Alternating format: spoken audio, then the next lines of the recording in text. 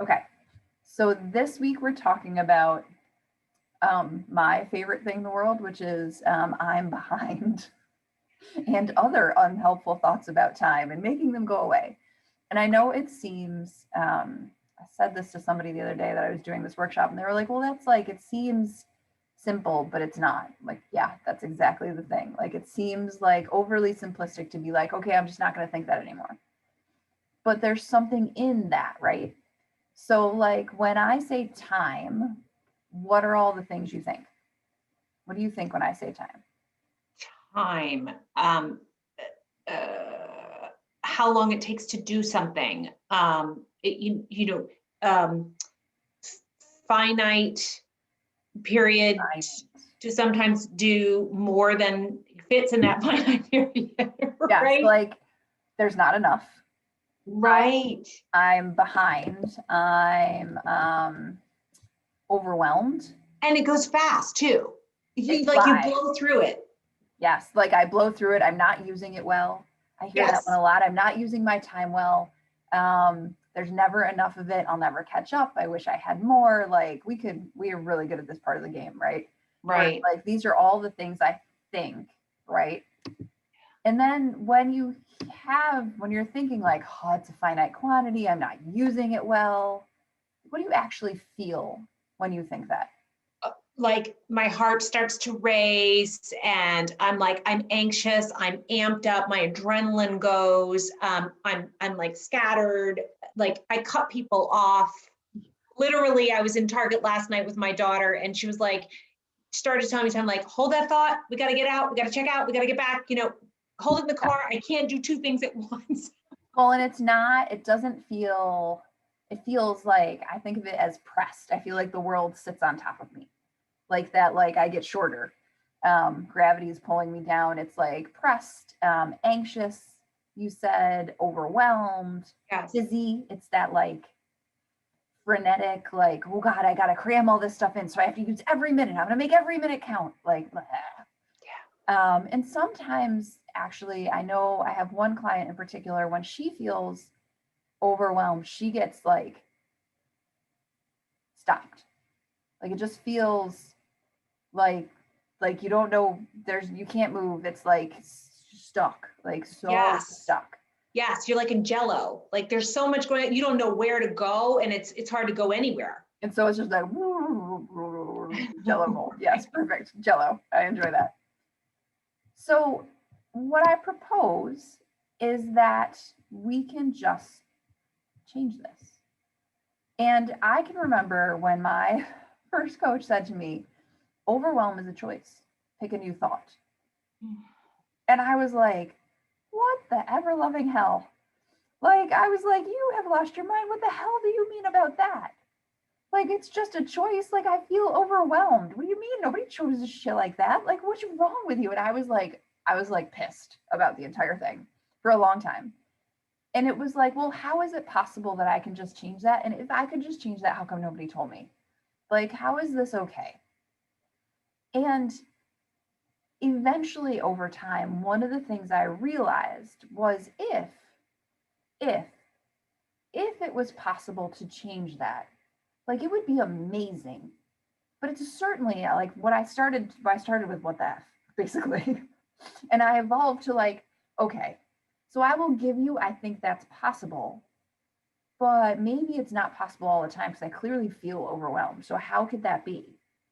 Like that seems crazy. And really, if it was optional, why am I not picking it? Like, what the heck?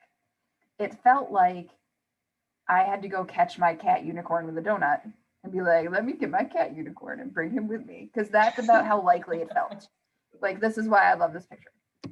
So, what I eventually came to realize was, well, yeah, it actually is possible. It is and is not that simple. I'm a year out from those conversations with her, a little more than a year. And I will tell you this, I'm rarely overwhelmed. Truly, and it sounds nuts. And I feel bad saying it to people. Like, I rarely feel pressed for time. Like, my overriding thought is it's all going to fit. The stuff that matters will fit. Mhm. I am busy for sure, Mhm. but in a good way, like in a yay, I'm busy with things I enjoy. I do get frantic from like this from time to time, but when I feel it, it often comes in the forms of writing in 3 post-it notes in a row. And for me, all of a sudden it's like, oh, I just wrote on 3 post-it notes for a mo. Hold on. What's happening here? Like I have a little post-it note snowstorm happening. What's going on? And I can like step back and go, wait. And I'm not freaked out about it anymore. I'm really not. And it's fascinating to me. So then the question is like, how the hell did that happen? Mhm. Right? It's it's really 4 steps. I started like re-engineering this. And I would say it's 4 steps with a step 0. And the step 0 is really that you have to believe that it is possible to change your relationship with time. You have to accept that it's possible that overwhelm is a choice, that we have been taught to choose, which is super messed up, people. Mhm. But that it's part of that like larger programming we kind of accept as just like this is fact. Mhm. And if we can accept that, like even if it's just you accept that's 1% possible, that's enough to build from. Just be like, okay, well, it could be different. Sure. Like just a little yes. I don't need a big one. Okay. I need like a crack in the doorway. I am persistent. I am like water. So the first step to this is to grab one of your thoughts about time. So like you said to me, it's finite, Mhm. right? I have to use it well. So for me, it tends to be I'm behind. Mhm. So it's look at that thought, like let's set it at the top of the like ledger, as it were, and actually look at the evidence. Like for me, the question I ask is like, am I actually behind? Is that true? In what ways am I behind? And in what ways am I not behind? Like, what is the evidence that this is not true? For Mhm. you, you Mhm. know, what's the evidence that time is finite? The clock? Or having like not finished something?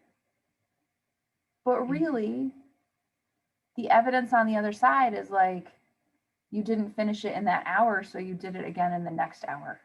Mhm.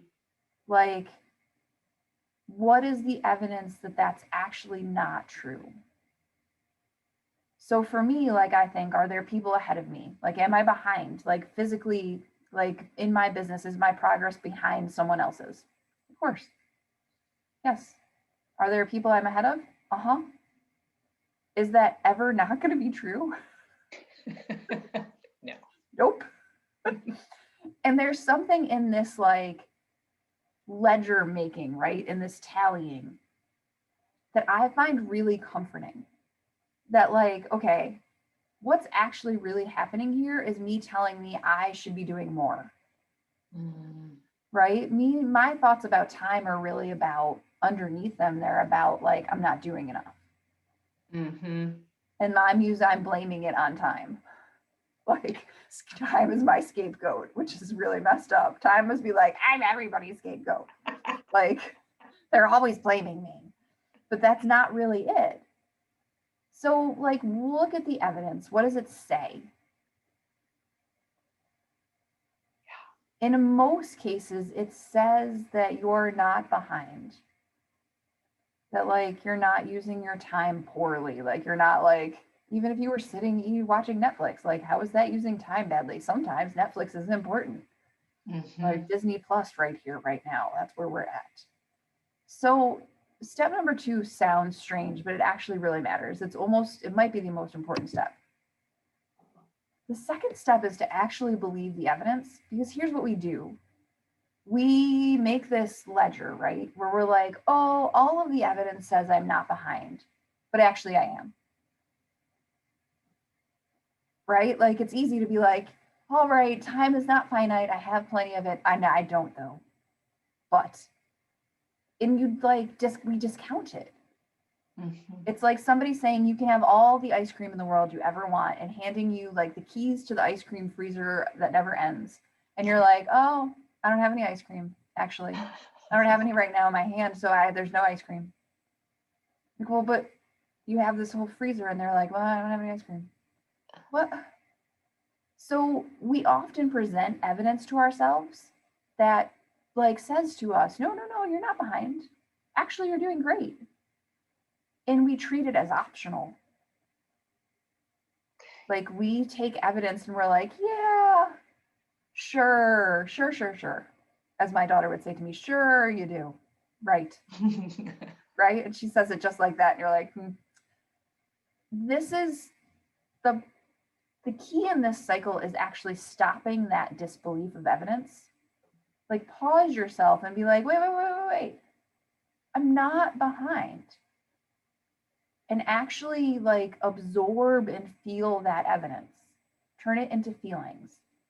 So, like, if the evidence says to you, you look at it and you're like, look, I have 47 ways I'm not behind, but I have these two and I am. We'll fixate on those two, you know it.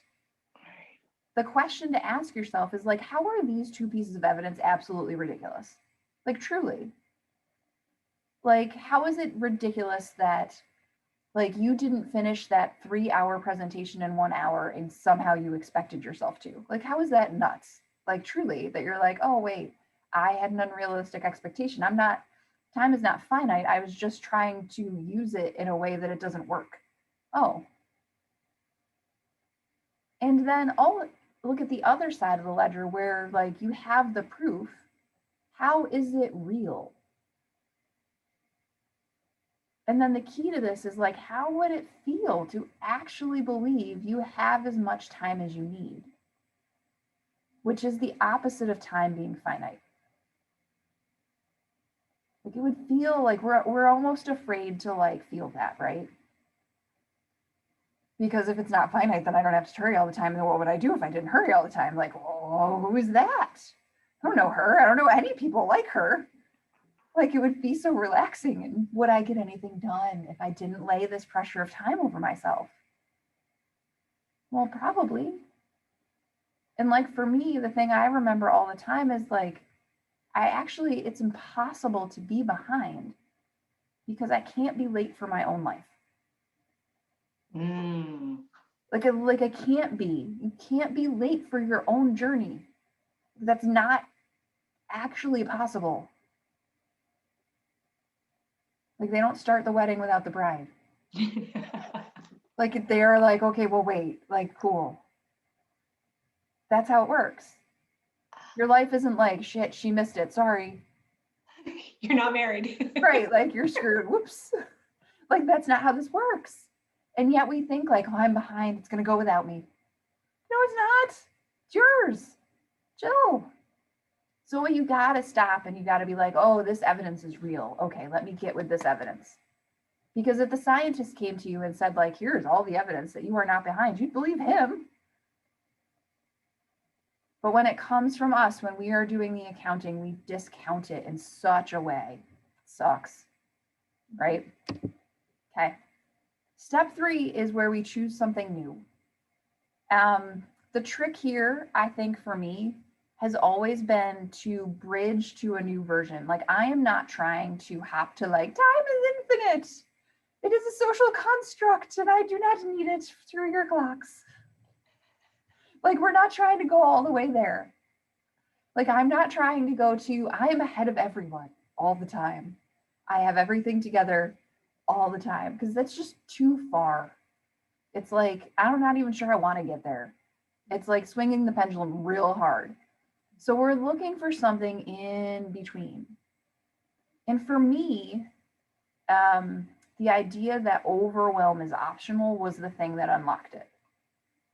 Like my thoughts about time are optional, they are a choice. It might be I have all the time I need, right? This is like a bridge thought. It helps you sort of like walk to the other side. And you might need a couple. Feeling behind is optional. Like I don't have to feel like that. I'm not. Like, it's like freedom. So it's thinking about like what that next thought would be, what we would bridge with, and then sit with it for a minute and think like, how does it feel? Like if I actually believed that feeling overwhelmed was optional, like then I could just feel overwhelmed and be like, oh wait, that's optional. I don't need that. Huh. It's like somebody offering you sprinkles on a Sunday.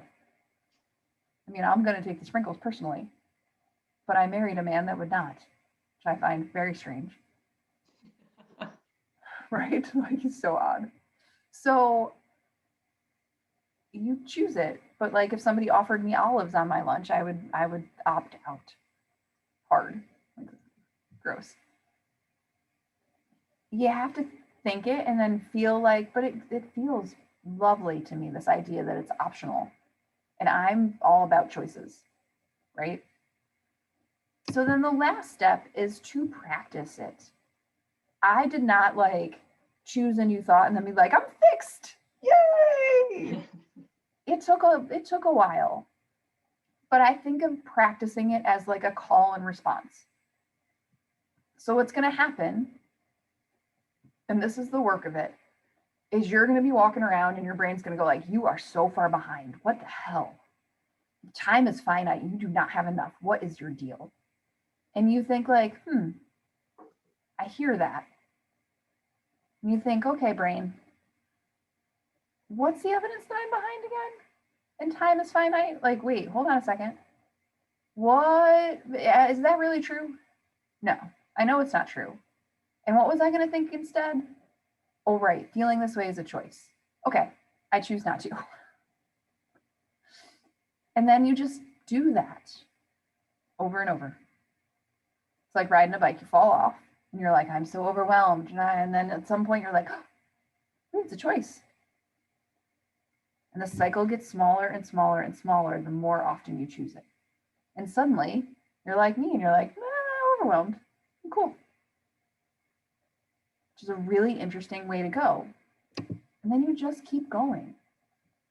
Like you really do. Like this is my theme in life. Like just keep going. Okay, we're gonna get it.